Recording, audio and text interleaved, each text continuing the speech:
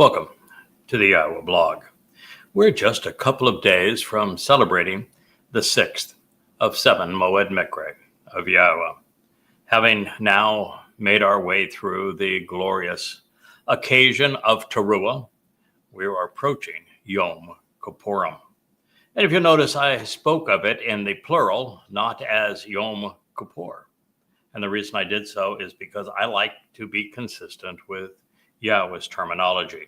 That is also why I didn't speak of the previous chag or celebration as Rosh Hashanah, because God only says negative things about Babylon, and Rosh Hashanah is the Babylonian New Year.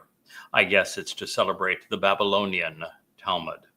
But God is quite insistent that Taruwah is going to be the greatest show on earth, and that during Taruwah, not only will there be a magnificent gleaning of God's people, of olives, 2 or 3, meaning 2 or 3,000 from the uppermost branches representing Yehudim, and 4 or 5 from the branches which have been cut away representing Yisrael.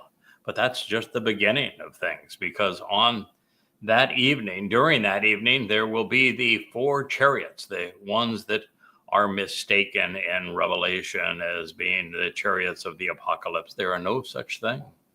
The red chariot actually holds the Atonement, this bloody red bull who is a man of the earth, who will be sacrificed on this day by none other than the corporeal manifestation of Hasatan, which we now know to be Donald Trump.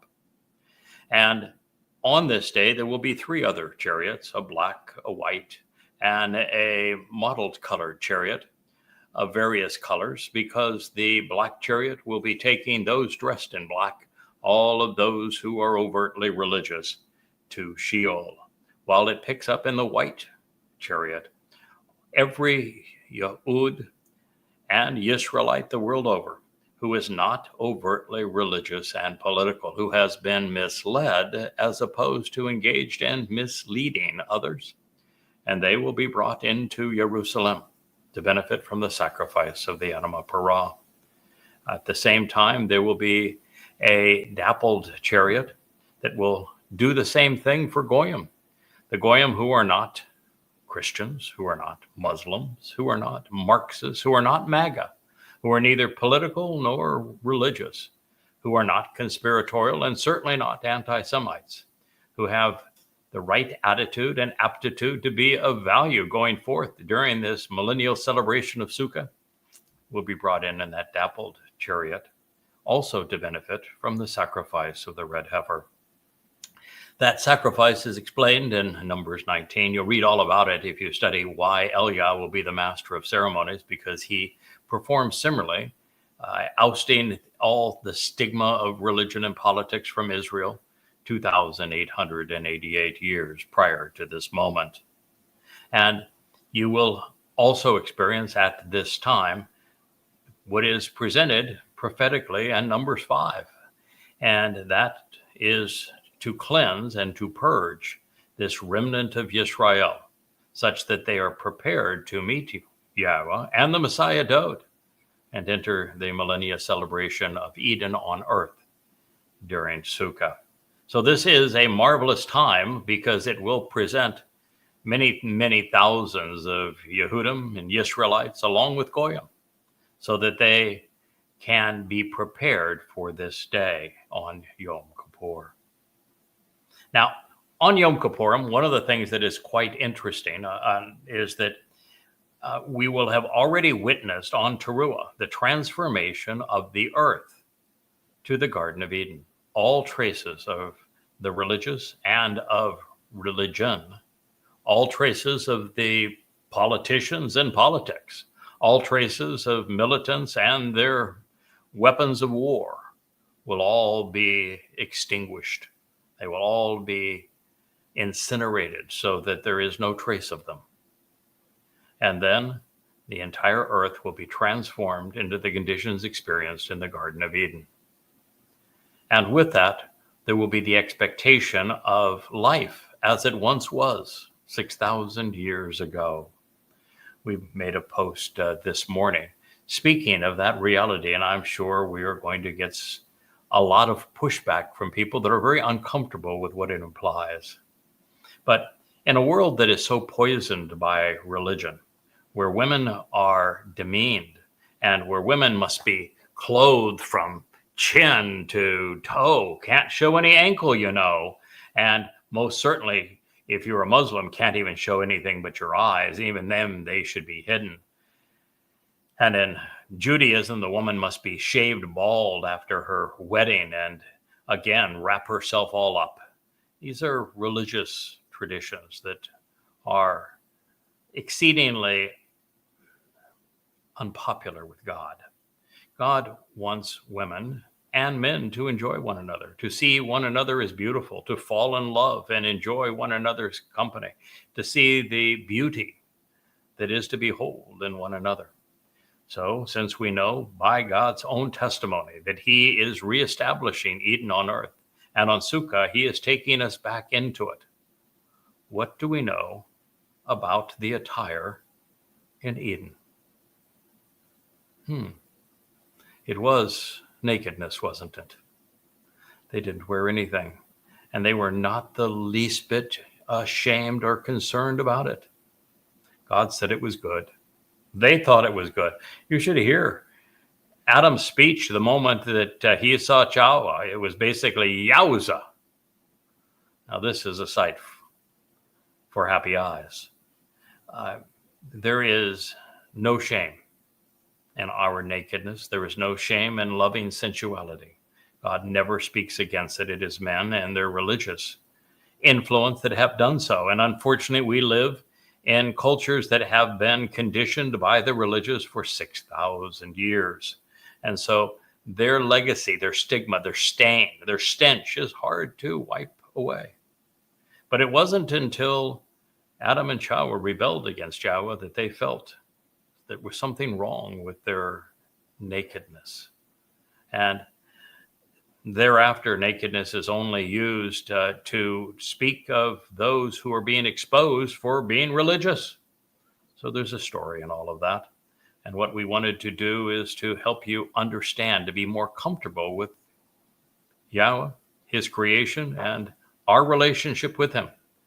There should be no concern with modesty. There should be no concern with sexuality. There should be no concern with sensuality and beauty. And that is, in fact, what Yahweh has conveyed. Whether you like it or not, it's important that you get comfortable with it, because we're going to be spending 1,000 years in those conditions in the garden. And it would be really an unpleasant situation to be in it and not be comfortable with who you are or how things are going to be. So I'm here to help prepare you for that upcoming reality. There's also a very stark reality on this day, on Yom Kippurim, which will be celebrated on this coming Wednesday. It'll be the 1st of October as the sun sets wherever you may be, concluding the sunset the following day. It is not a day to abase oneself. It is not a day to try to deprive yourself. It is a day of Kippur, of reconciliations, of celebrating peaceful, harmonious relationship with God after being estranged from God for 3,470 years. It is on Yom Kippurim that a remnant of Yisrael will be reunited with God. It is an ultimate celebration of life. Yahweh is returning on this day with his beloved son, our Messiah and King, Dowd. And at this time, Dowd's going to be as brilliant as the sun. He is going to be Elyon, the very influence of God in our presence. He will be king of not only the earth, but of the universe. So this is really a glorious occasion, the great homecoming, the family reunion, if you will. And you need to be prepared for the fact that it is Dowd who is returning, and he is returning with Yahweh. That means there is no Jesus. That was, of course, stupid anyway for people to believe in a Jesus. God is not a man. And men most certainly can't kill God. What an unbelievably stupid religion. And then to parade around under the sign of a dead God on a stick, it's reprehensible. And to believe Paul, who Yahowah 666 years before he wrote his first letter to the Galatians, to introduce the concept of this counterfeit known as Jesus Christ, said that Paul was the plague of death. And then in Paul's last letter to the Corinthians, he admitted that he was demon possessed. And every time he quoted God, he misquoted him badly. In fact, every quote that Paul has in his letters conveys the opposite of what God actually said. So why are there 2.2 billion people that believe such nonsense? Why does the religion even exist? Why does Judaism exist as much as they have done to pervert God's testimony? I mean, you began your high holy days with Rosh Hashanah and still mired in Babylon. And you've got no concept of what Yom Kippurim actually represents, nor do you know when it's going to transpire and be fulfilled. This will be an exceedingly celebratory day because the time of Jacob's troubles is fastly approaching. It is going to begin on the 22nd of May, 2026, which is a Shavuot, and it's going to continue for 7 years thereafter until Taruwah, the 24th of September, 2033. And so the end of the time of Jacob's troubles is also going to be observed on that great day, meaning there'll be 10 days to prepare. Now that there's no longer any war, now that there's no longer any religion or politics or conspiracy or militarism anywhere in the world, and now that God's people are purged and perfected, guiltless, so that they can receive Father and Son. We're going to witness something exceedingly special on this day. Not only will this remnant of Israel weep for the firstborn son of Yahowah, as they would weep for the greatest love that anyone ever had, the very one that they pierced. We're going to find that Dowd is going to fulfill the Torah's mandate on this day, which is that it is the day that a man enters the most set apart place in the tabernacle. And so there will be a new tabernacle, likely created out of light. If not, it will be the continuation for a moment of the restored tent of the restoring witness that will be on Mount Moriah, servicing the two witnesses during that time. Or it will be replaced on this day or during the 10 days in between with the new and final home for Yahweh's name called a temple. But I think it's Dowd that rebuilds it according to Yahweh's testimony, so it will probably occur after this.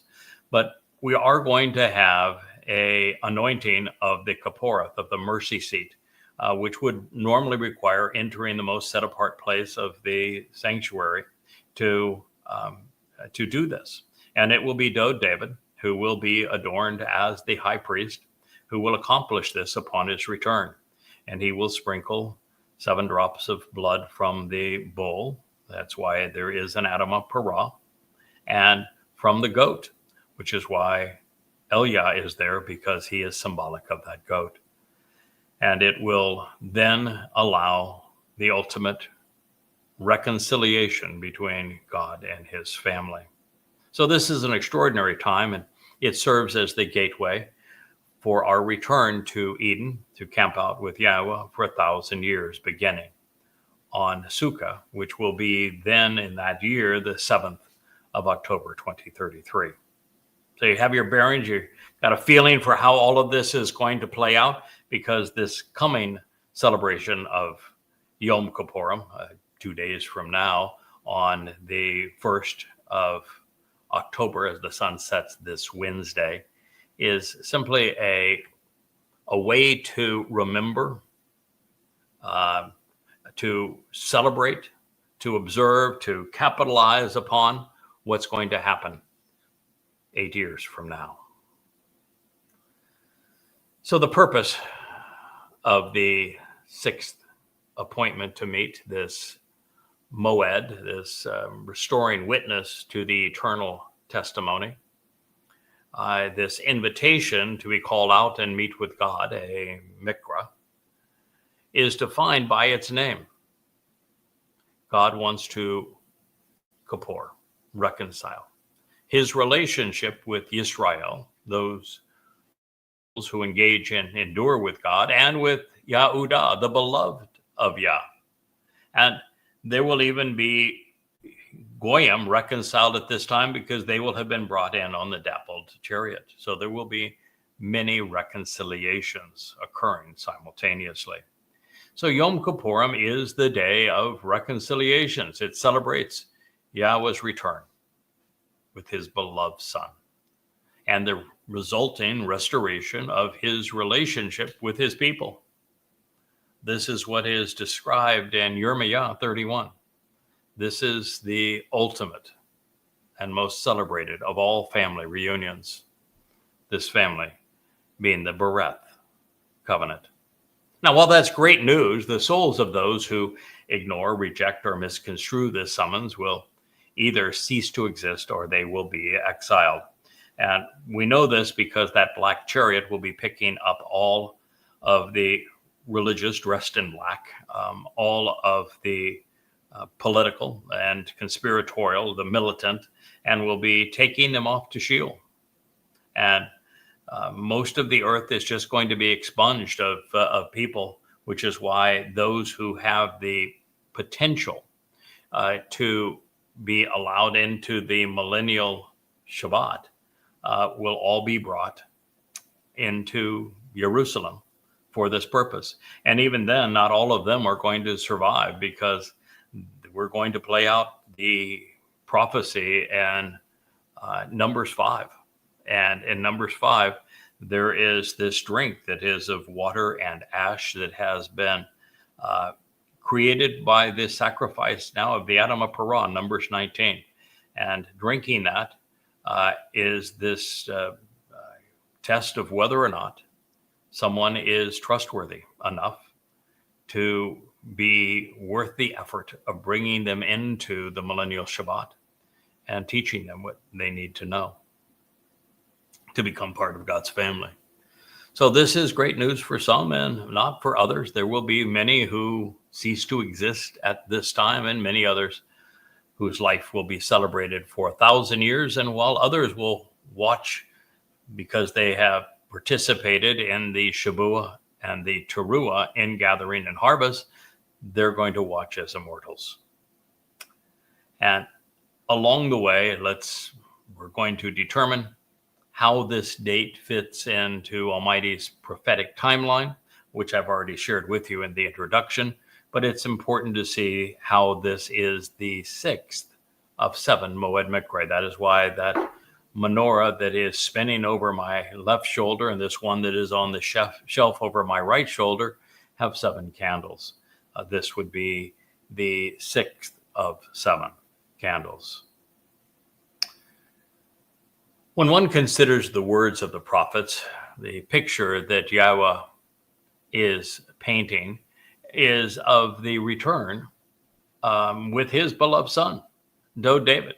And it is all to protect his family on Yom Kippurim and to reconcile their relationship. Many of the prophets speak of it, and some, like Zechariah, Malachi, focus on the events of this day, as we also read in portions of Yeshayah and Yirmiyah. Israelites and Yehudim will have thrown off the yoke of religion. They will have come to embrace Yahweh by name. They will come to love his name at long last and rue the day that it was erased.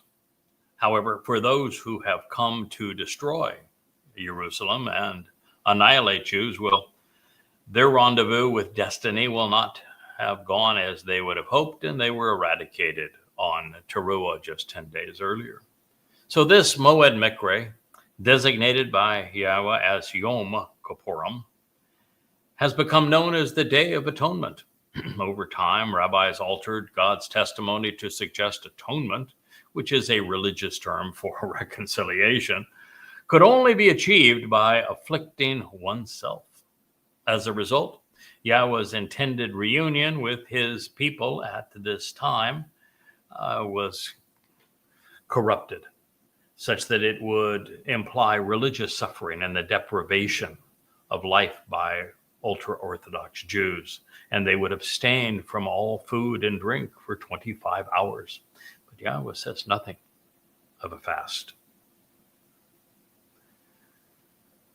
Our dictionaries tell us that afflict, which is what the rabbis would tell you that this day represents, a time of affliction, is from the Latin afflictare, meaning to be struck and cast down. So if God's purpose is to reconcile fallen man unto himself, that would be the antithesis of the intended result. And it is in direct conflict with Yahweh lifting us up so that we can stand beside him. It is God's beloved Son who has endured what rabbis want religious Jews to experience, in the sense that Dowd was afflicted to fulfill Pesach 2,000 years before this date. He was bludgeoned by the Romans. It was David who was actually crucified at this time by the Romans in 33 CE of his own choosing to serve as the Passover lamb with his bashar body.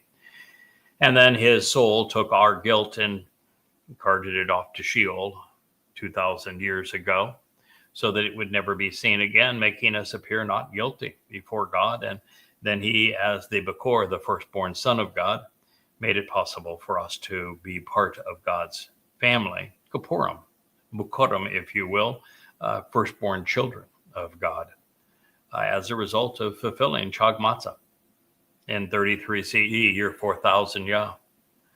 And so his soul was indeed afflicted, serving as the Passover lamb and carrying our guilt into hell so that we might live.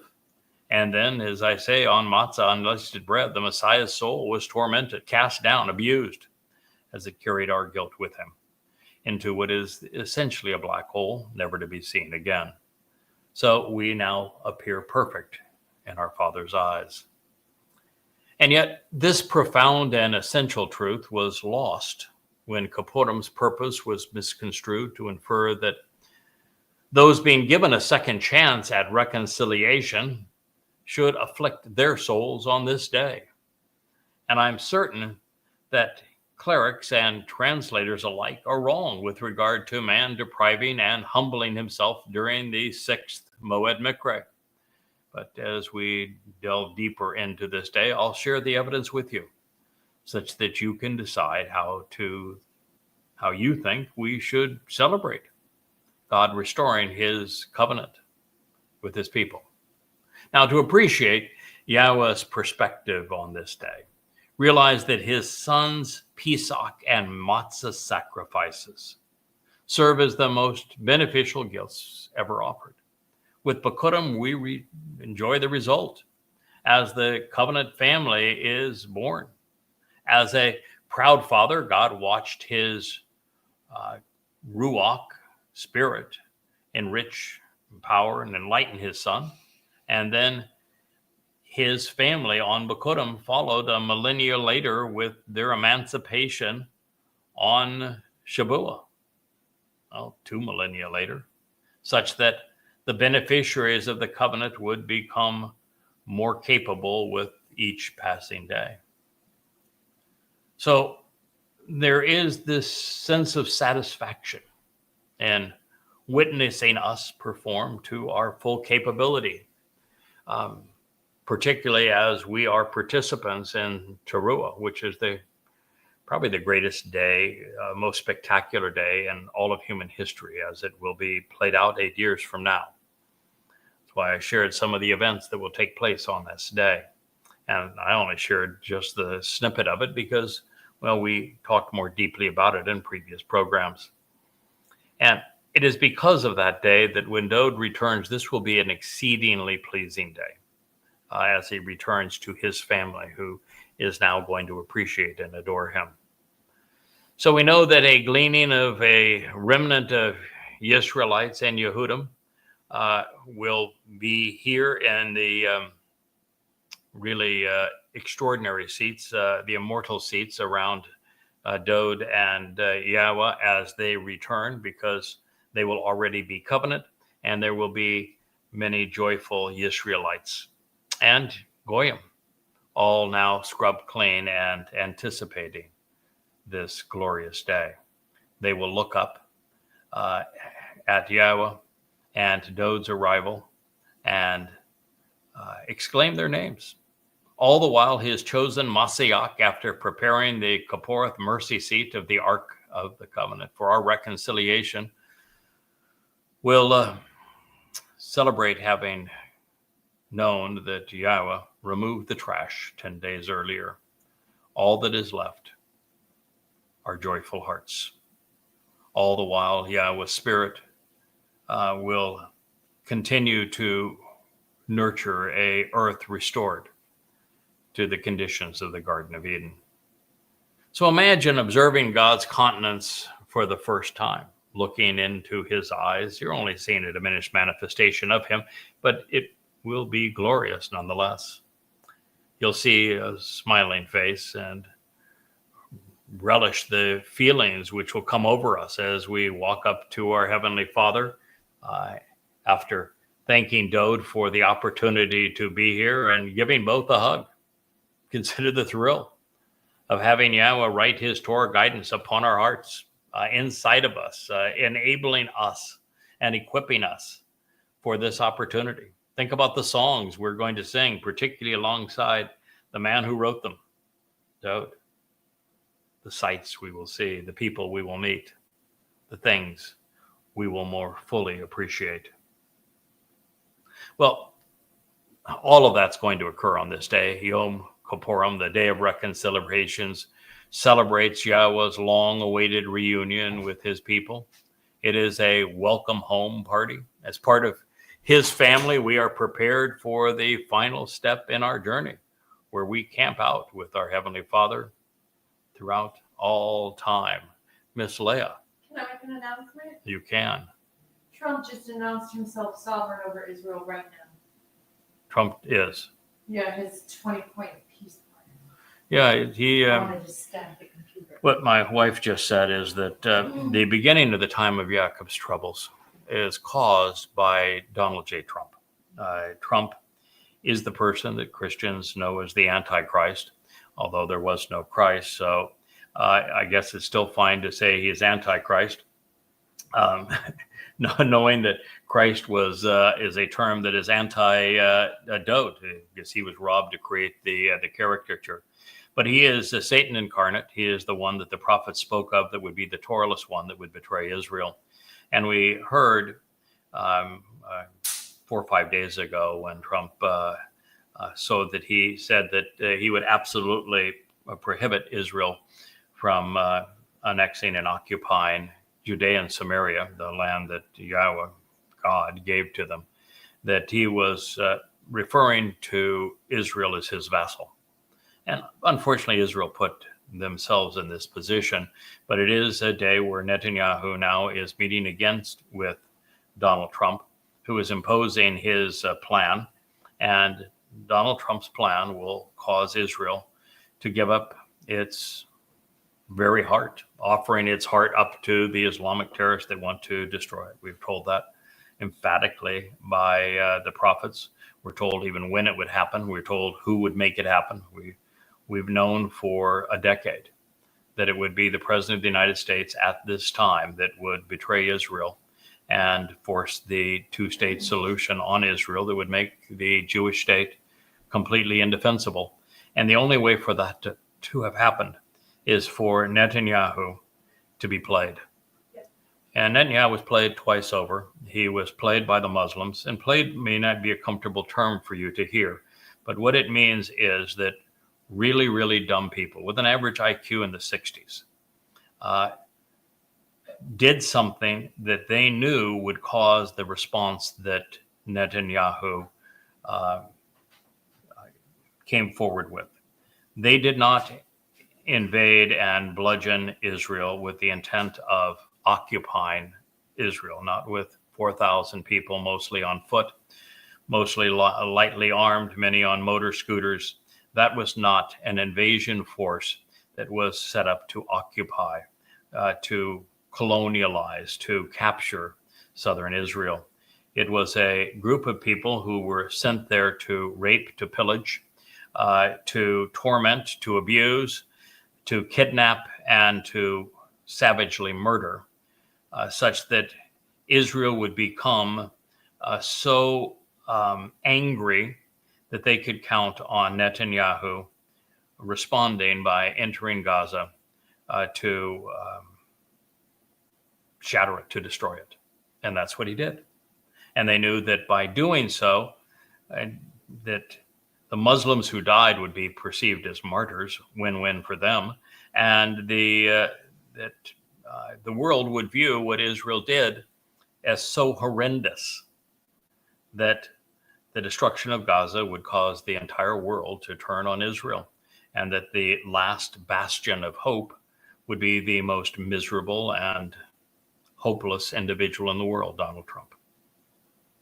And they knew that Donald Trump was supplying bombs to Israel because he was told to do so by those who had bribed him, Saudi Arabia and Qatar. And you might say, wait a minute, why would Saudi Arabia and Qatar have Netanyahu supply weapons to Israel so that they could use them to bomb Muslims in Gaza? Because Saudi Arabia and Qatar, the thugs that run those countries, they don't care about the lives of these mythical people called Palestinians. They know that they're abhorrent. But what they wanted was Israel to bomb them into oblivion. Because once Israel did that, the whole world would turn on Israel. And then it put Donald Trump in the position where he became owner, controller of Israel. You've no longer an independent state, Israel. You've turned the entire world against you, and now you are beholding to Satan incarnate. That was really, really stupid. And he is going to betray you. He is the Neville Chamberlain who is going to offer your heart up to these Muslims, just as Neville Chamberlain offered the high ground of Czechoslovakia, which was not his to give, to appease the Nazis, to achieve peace in our time. And it led to a war where 55 million people were killed. Donald Trump is that Neville Chamberlain.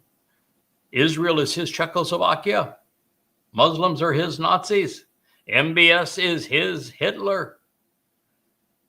But this time, that war, of which the next invasion will involve 1,000 times the number of jihadists that you witnessed an Al-Aqsa flood on October 7th of 23. It will be 1,000 times more. And nations will join Israel.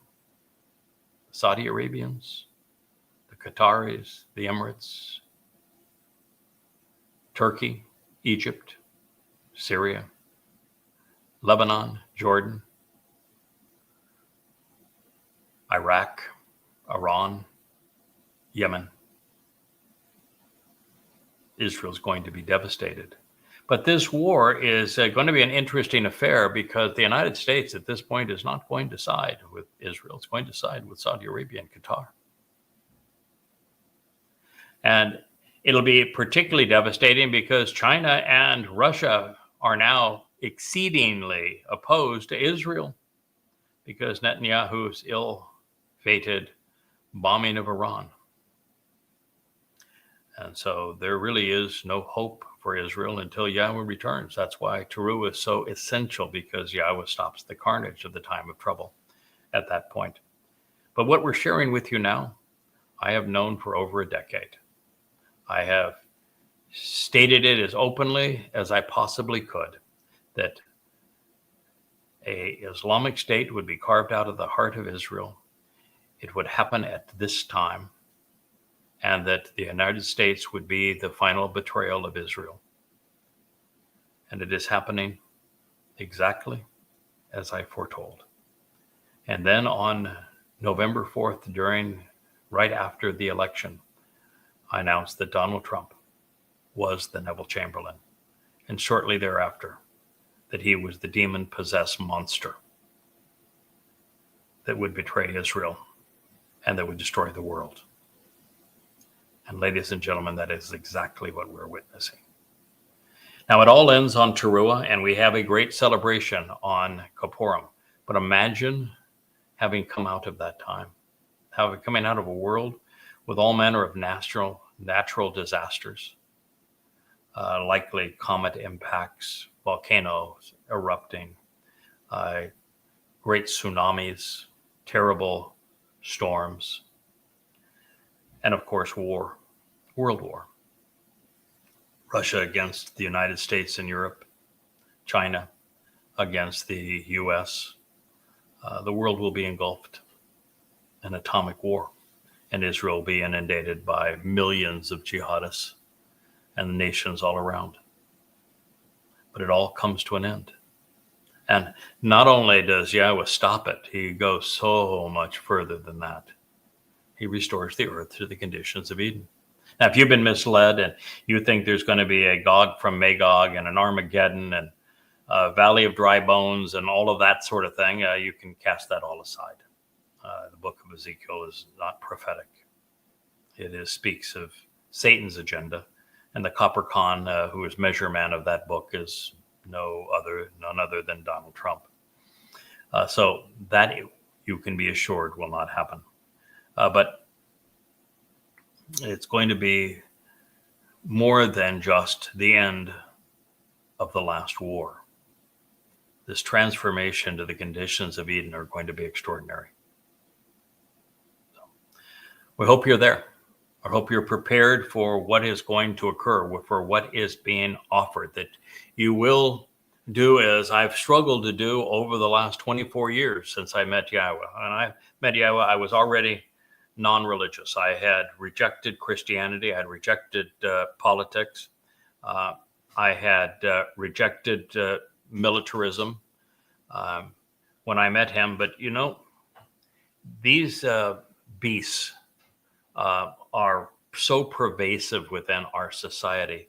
They're much more difficult to expunge from our system than one might think. And so it has been really over the last 24 years that I have gradually removed one trace after another of religiosity from my thinking, and I would encourage all of those listening to do the same. It's one of the reasons why I was so strong against the notion that God wants us to be meek or timid or modest or any of these kinds of things, that when you read that, it is a mistranslation of the word that God spoke, and that he values those who were bold enough to completely distance themselves from the corruption of humankind. You know, I looked at a map today where it was saying that the fakest Indians have everywhere on earth essentially to go, and because it's just a sea of Islamic nations. And I looked at the list of countries that walked out of the UN when Netanyahu gave his speech. And the realization when you look at those names and you look at those places is that there isn't much of the earth that can be salvaged. I mean, once the people are no longer there and the institutions are no longer there, yeah, the real estate can be made beautiful again, but there really is nothing on earth that is worth salvaging. That's why the covenant is going to be 1 in a million. And it really is only those bold enough to go against societal customs and to embrace what Yahweh is offering and to be comfortable with it, to be bold, to be aggressive, to be uncompromising, to stand up, to shirk all vestiges of religion, that are going to be comfortable with what happens going forward. So from this perspective, imagine how out of place someone would be if in the midst of all of this they said, oh, maybe we should whip ourselves on this day. Let's deny ourselves. Let's afflict ourselves. Let's bow down and be religious. As ridiculous as that would be, why do you think so many people believe that this is how God wants us to act on Yom Kippurim, the day of reconciliations? Now, various dictionaries use humbled, overthrown, troubled, injured, tormented, and tortured to define afflict. Of those, humbled and troubled are about the only possibilities that are not somewhat sadistic. And yet humbled is described as not assertive, which is the antithesis of Yahweh's instructions regarding the terms and conditions of his covenant and how he describes Dowd, his beloved, the exemplar, as a man who is a Gabor. He is calling us to answer a summons. After all, he is causing us to walk away from societal influences. That takes courage, backbone, character. Further, humbled means low, which is the opposite result that God is offering. Humbled means to become insignificant, which is the byproduct of not heeding his call. And humbled speaks of submission, which is surrender. Terms that Yahweh routinely denounces. God's looking for people with strength of character.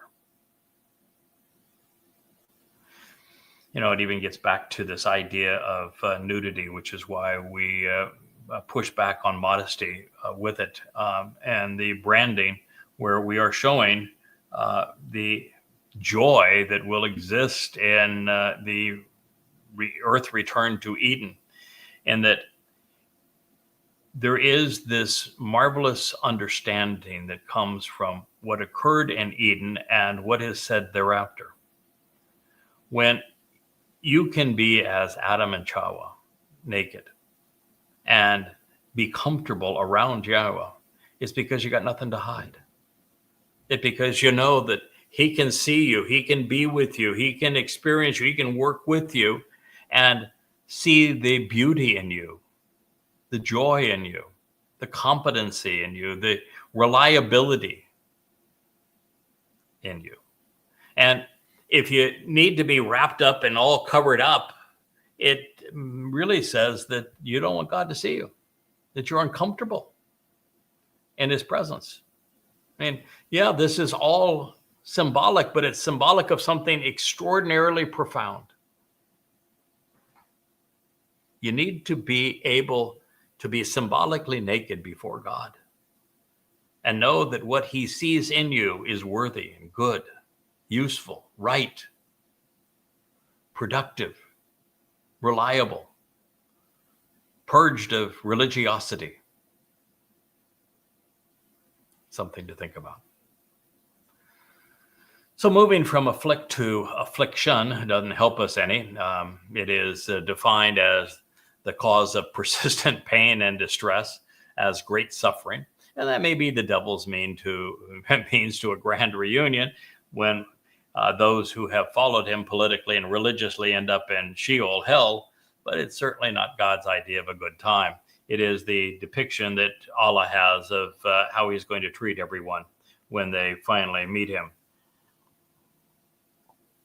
To understand the actual purpose of this day and to better demonstrate the means that God intends for us, let's look to the book of Korah, called out.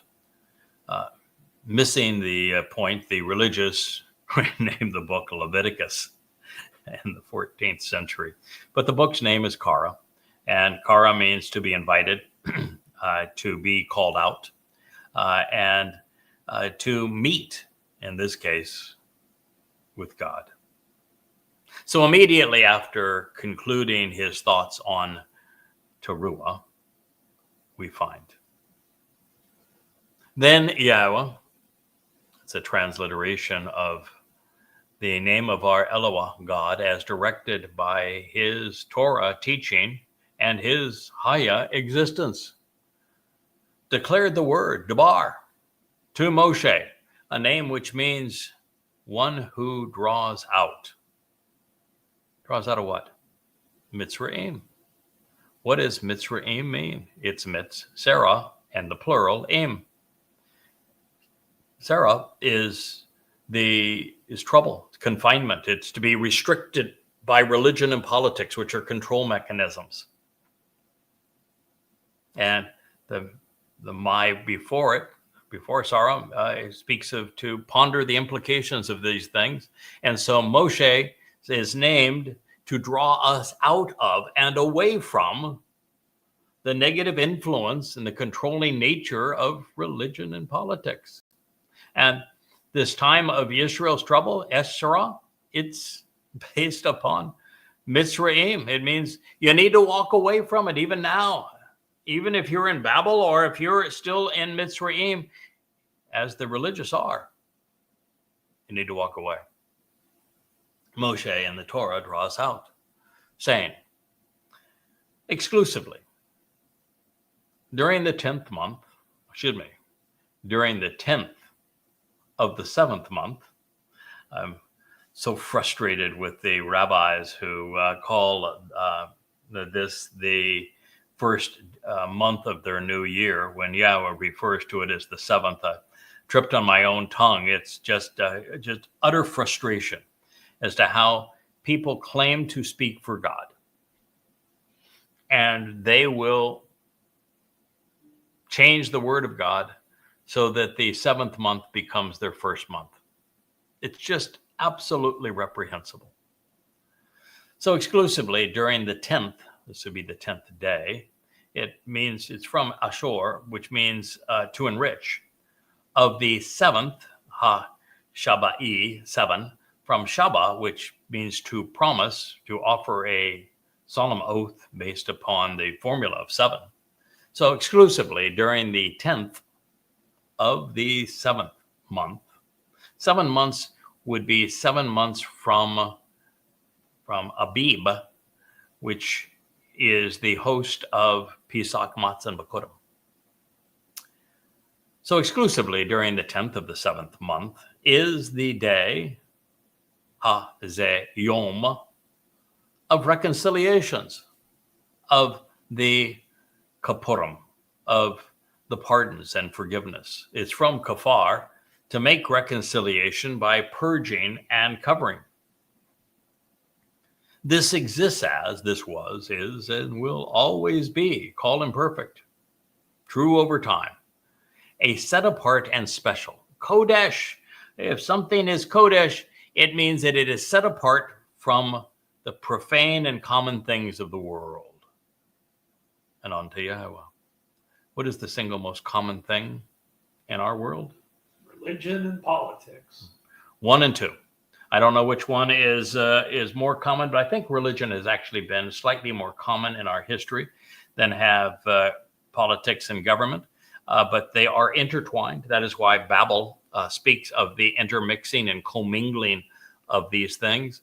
But to be special unto Yahowah, a day has to be unreligious and non-political.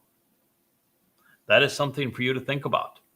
If you are not set apart unto God, then you would be deemed as religious and political, and your fate is determined on whether you are committing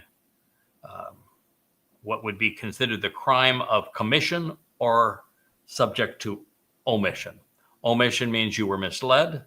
Commission, you're misleading. The difference is the extermination of your soul, which is not good, or the incarceration of your soul, which is really bad. So there exists a set apart and special, a Qodesh, invitation to be called out and meet. So we know that it is a day, one day, the 10th day of the 7th month for Kipurym, reconciliations, and it will always be, in the imperfect, it will always exist as something that is Qodesh, set apart and special, and it is a Miqraey, an invitation to be called out and meet. There are 7 Miqraey. Miqraey is the plural of Miqraey. Miqraey is from the Hebrew verb kara.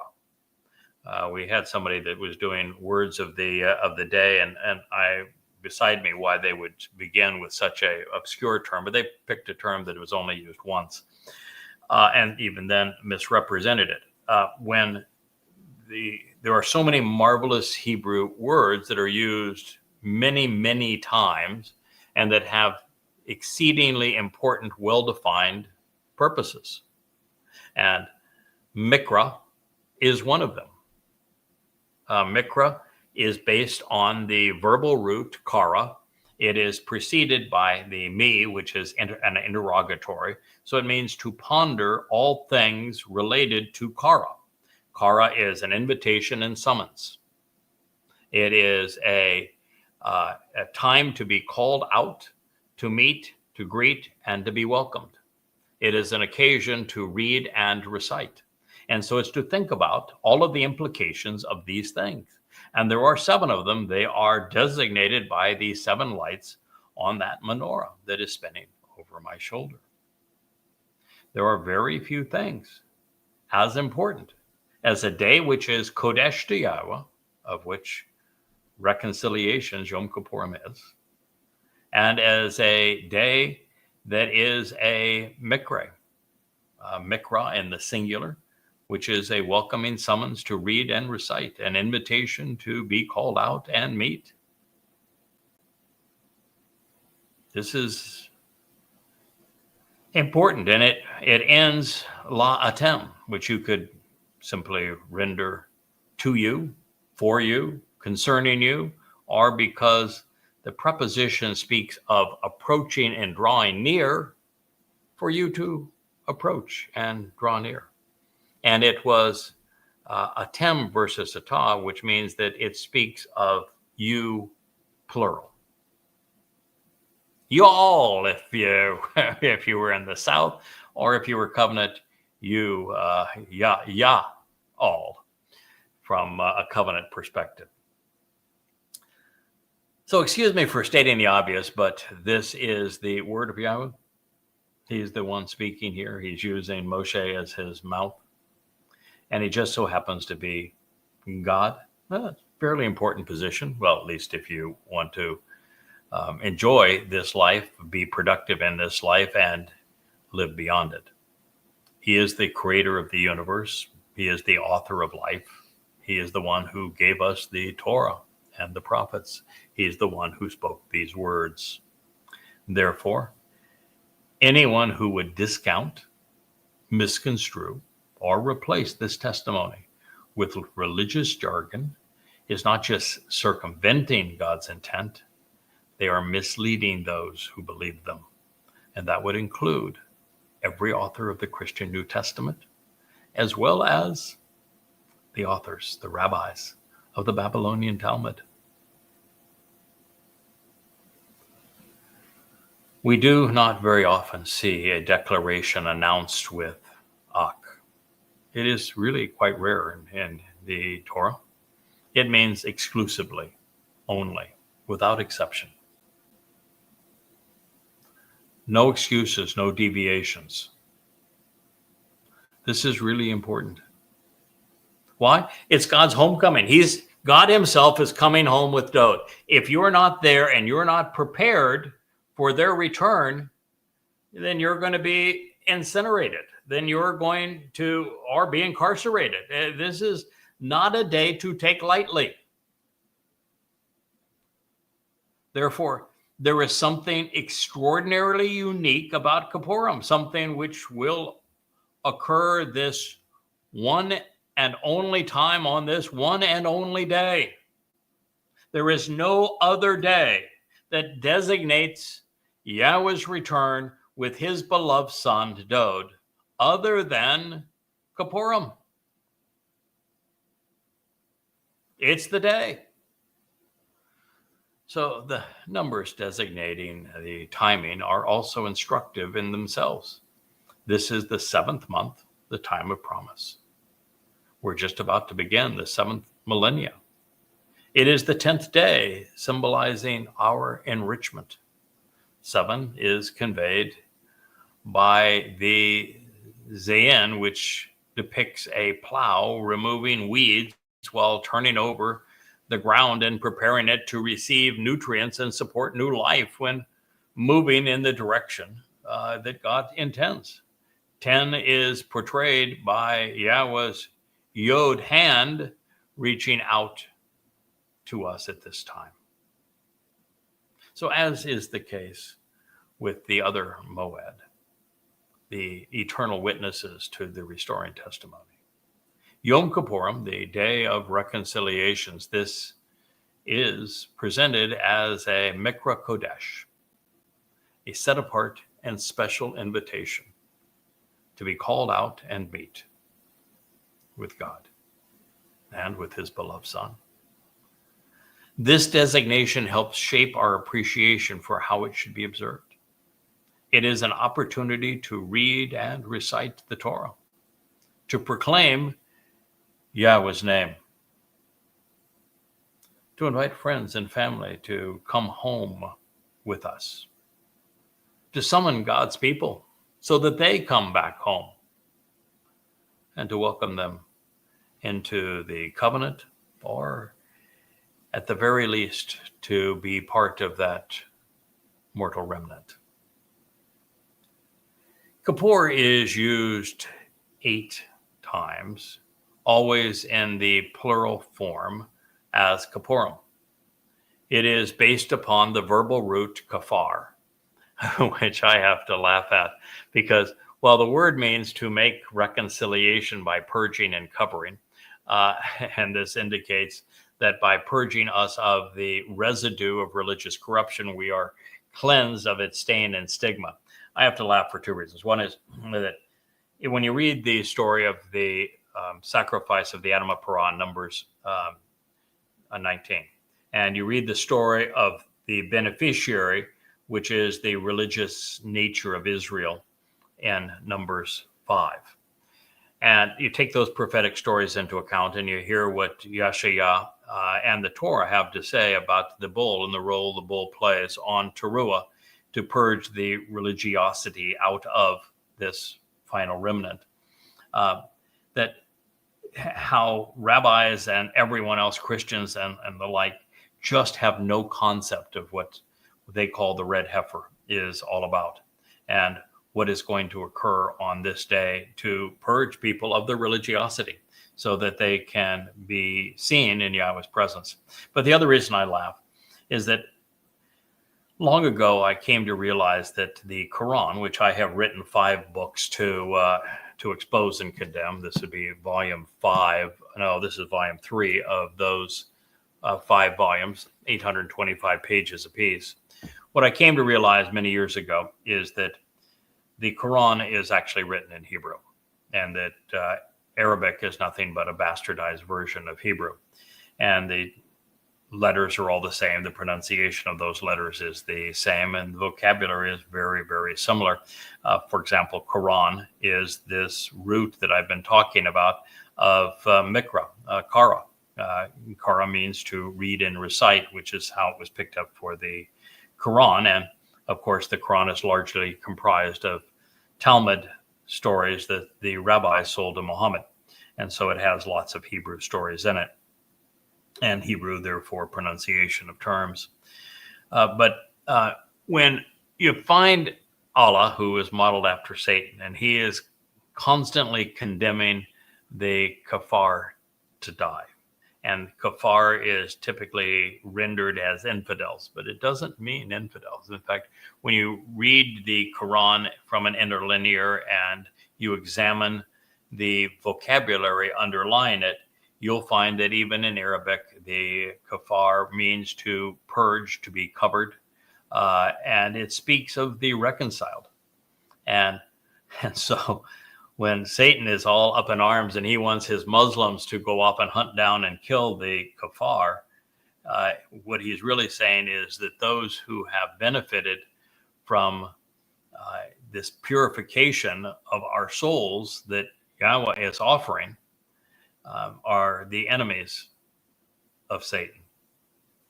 So it's an interesting insight into the fact that Satan is obviously much smarter than the Muslims who promote the religion, because they have no idea that Satan is targeting those who are closest to God in that vocabulary. So anyway, that's the nature of it. It means to be covered in Yahweh's light, to become perfect in Yahweh's eyes by being purged of our guilt because of what Dowd has previously done on Matzah. So as reported, Kipurym can convey atonement, especially if it is cleansed of its religious trappings, because atone means to repair the damage done by an offense by way of expiation. And to expiate is to extinguish any guilt occurred so as to make amends. Atonement is therefore a very specific form of forgiveness, which includes a pardon and leads to reconciliation, so a harmonious relationship. As such, the name Yahweh assigned to this day is consistent with the message of Passover and unyeasted bread. These are related and sequential events, one flowing from the other. Now, based upon these insights, Kipurym is most accurately translated as reconciliations, as a purging of the past to provide a pardon. It is a time for forgiveness and of a time where the relationship can be reconciled. Now, to reconcile, of course, is to resolve a dispute and to restore rapport. In the plural form, this is the day of reconciliations, and God has many sons and daughters, so he is continuing to build his covenant family. At Kipurym, we find affirmation that the Torah is reconciling the relationship between all 12 tribes, those of the northern kingdom and of Yehudah, and also between Yisrael, Yehudah, and God himself, as well as there will be a very large contingent of Goyim on this day too,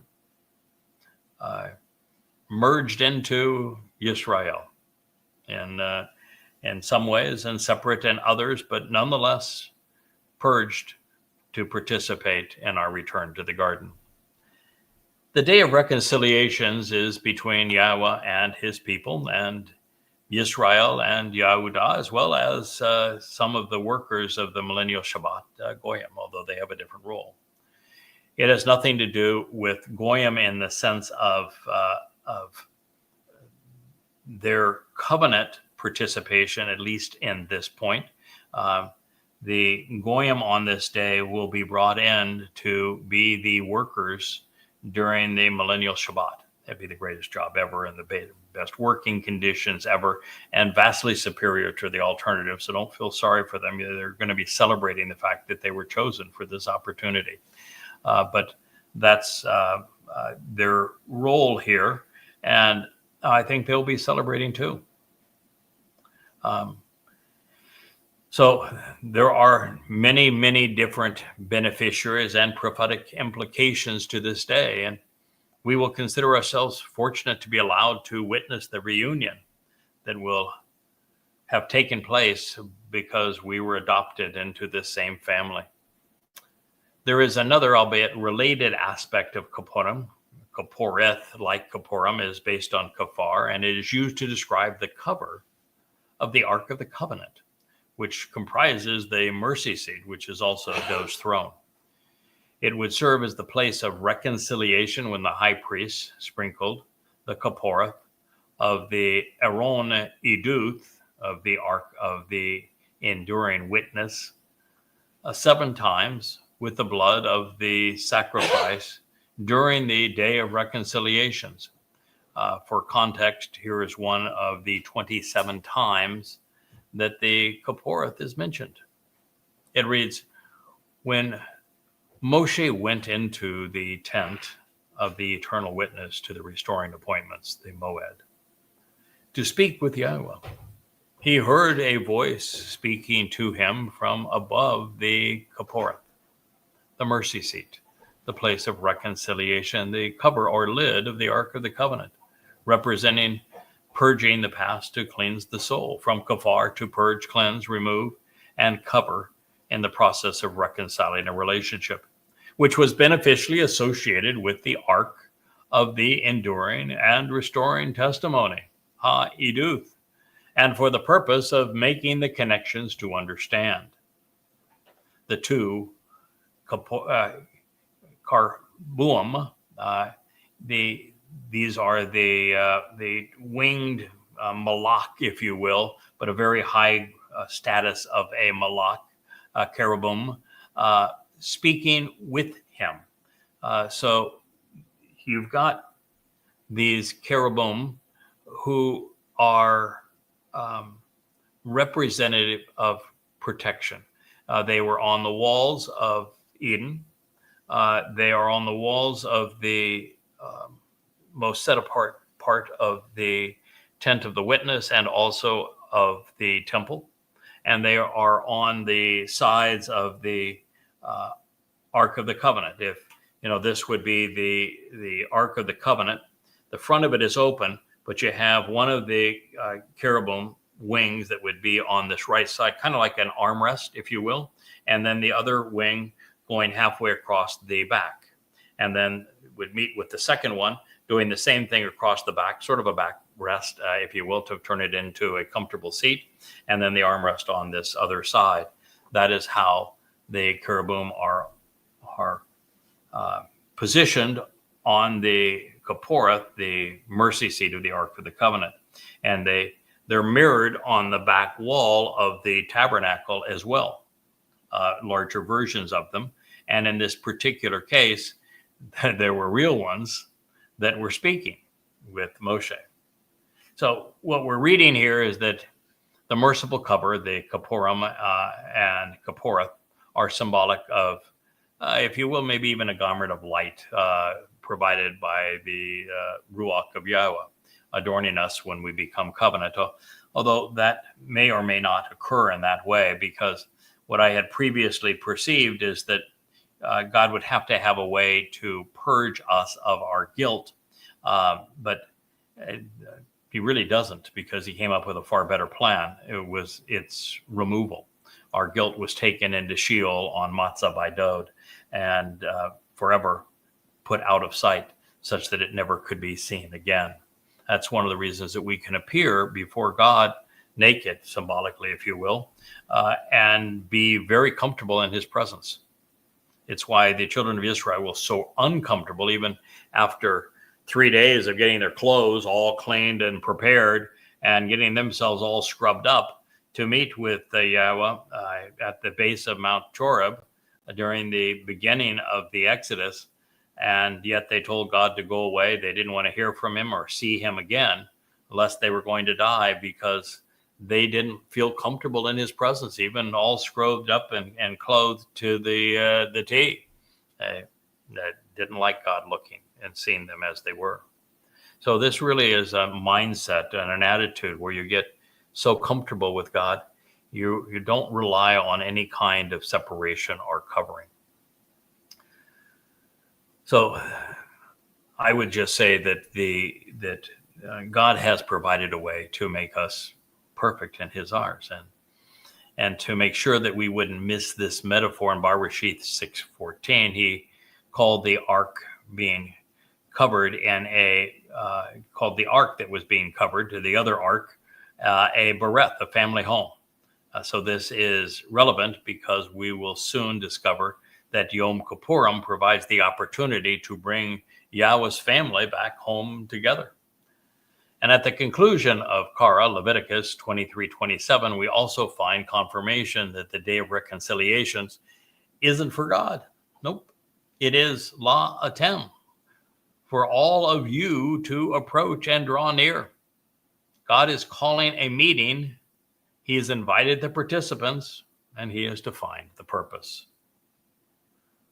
So as not to interpret Yahweh's presentation, his invitation to Yom Kippurim begins this way. Let's not interrupt what God has to say, but continue to listen.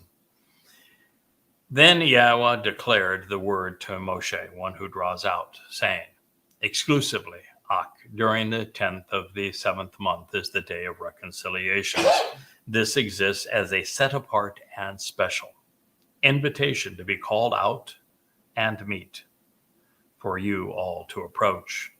Then your soul, your consciousness, that part of you which is capable of being observant and responsive, should respond. Anah should answer by replying to the summons, making a declaration after engaging in thought, vocally communicating, and appear before Karab, this feminine manifestation of the fiery light, Isha, to approach Yahweh. Kara called out Leviticus 23:27. We're going to conclude our program on this passage, but I wanted to say several things about it. One is one of the most important verbs in Hebrew is anah. It actually fits that discussion we had previously about not being meek or modest, but instead being bold, willing to engage and stand up when it's necessary.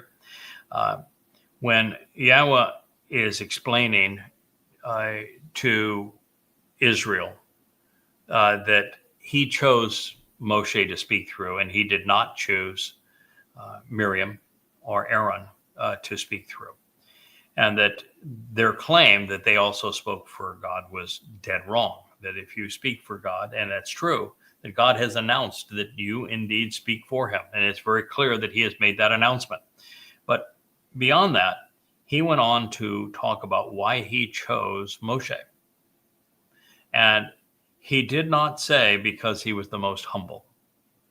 Anah with a wa, as opposed to anah with a hey, is based upon this verb. And therefore, anah cannot say because he was the most humble. No, it's based on a verb that says he is the most responsive. He is the one who was willing to reply. He was the one who was willing to answer the call. And that is what God is asking of us. Is your soul ready to respond? Will you answer the call? God is offering you an invitation. Will you reply? And in this case, he's asking you to appear before the Isha. Isha is a word that can mean one of two things. It only has two meanings. Woman, female, if you will, or it means fire. Ish in Hebrew is fire. Fire comes in a masculine and feminine form. Whether or not there is a distinction between the two, we aren't told. But fire is like many things in Hebrew that is presented in a masculine and feminine form. Isha would be the feminine word for fire. And sometimes things are used because God wants to associate them with something else. And so by using the feminine form of fire, he's able to make a connection with two different things, one of which in this case was specified and another which was not. And let me explain. This says, then your Nepesh, your soul. Do you know that Nepesh is a feminine noun? So my Nepesh as a guy is a feminine noun in Hebrew. So is my wife's as a woman. The term doesn't make me a girl any more than it makes her superwoman. It's just that it's a feminine term. And so the fire here is the fire of our soul. It is the fire that transforms our soul. And so if you wanted to have a fire that was specifically designed for our soul, well, it would be Isha rather than Ish. And what would that mean? Well, fire transforms dying organic material, my body. I'm ready to say goodbye to it. The moment that Yahweh says we can toss it and be spiritual beings, I'm all in. So what fire does is it transforms these decaying physical bodies, if you will, into light and radiant energy. And light and energy are vastly more powerful and capable. As light, we can traverse the universe. We can enter the fourth, fifth, sixth, and seventh dimensions. We're enormously more powerful and capable as light, and we're immortal, and we're perfect as light. So this Isha is likely referencing the feminine noun that was used right at the beginning of the sentence. I mean, it establishes the feminine thing that is going to benefit from that Isha light, our Nepesh soul. Let your Nepesh soul should respond. It should appear before this transformative fiery light to approach Yahweh. So we learned something, didn't we?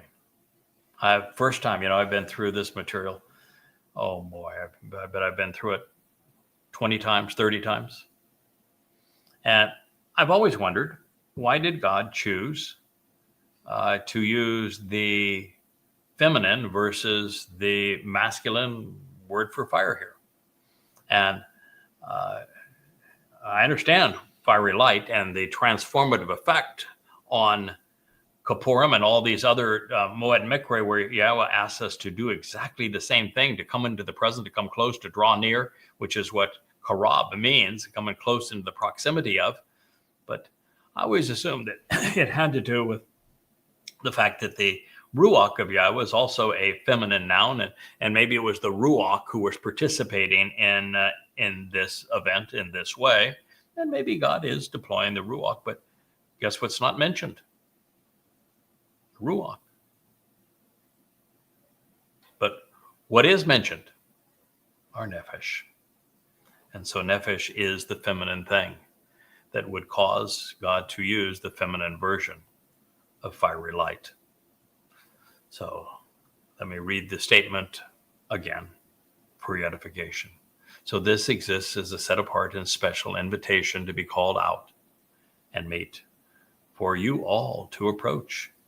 Then your soul, your Nepesh, should respond, should answer by replying to the summons, to make a declaration, engaging in thought, verbally communicating, coming up with the answer, and appear before this feminine manifestation of fiery light to approach Yahweh. Kara called out Leviticus 23:17. Be a lovely place for us to pick up again. We have a number of programs between now and the time that we'll be celebrating Yom Kippurim, and then a number of days between then and the time that we'll celebrate Sukkah. And of course, we will dedicate programs to each of these because, well, I don't think anyone heretofore has understood them. And I think you just heard a teaching regarding Isha and our Nepesh that has been heretofore never perceived previously. That is very meaningful as to the vocabulary that Yahweh chose to communicate this message to us, which is why it is such a tremendous joy to have this opportunity to listen and learn from him, to come to understand, to grow, and then to share. I thank you for being part of this program. May Yahweh bless you the rest of the day.